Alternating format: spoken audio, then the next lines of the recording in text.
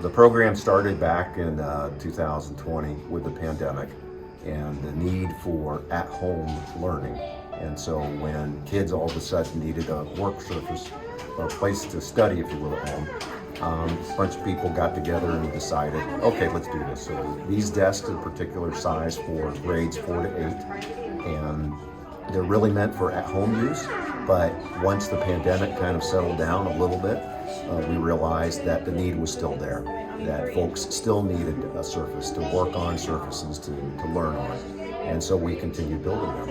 And we did a bunch of work with the Title I schools in our area.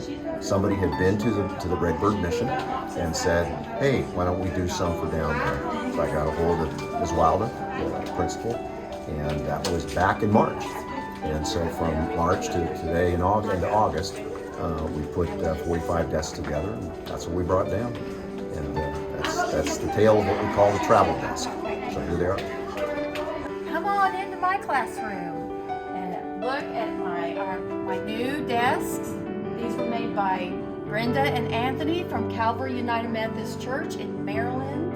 And this is something I've always wanted. I've always wanted good tables for art and even for Bible class so they could lay their Bible out in their binders.